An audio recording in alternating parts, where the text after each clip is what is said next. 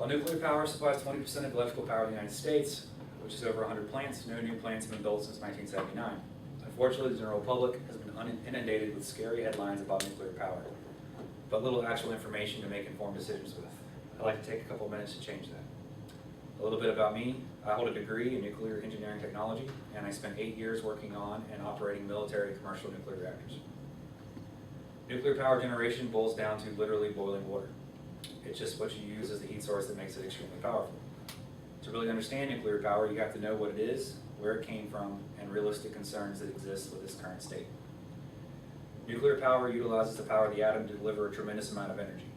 Uranium-235 is the fuel. Uranium is a naturally occurring element, but mostly in 238.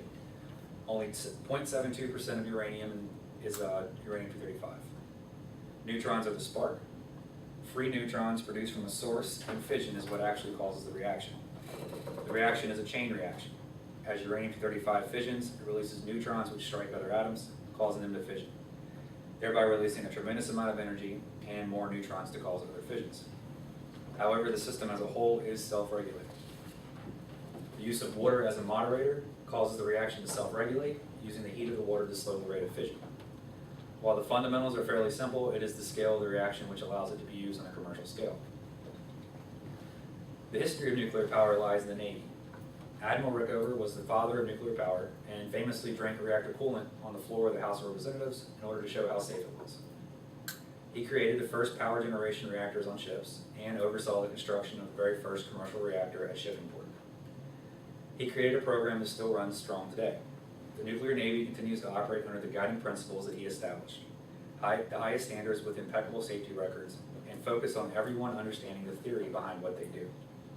The U.S. Navy has never had a nuclear accident despite logging more reactor hours than any other organization in the entire world. The Navy quietly operates the largest fleet of nuclear reactors in the world.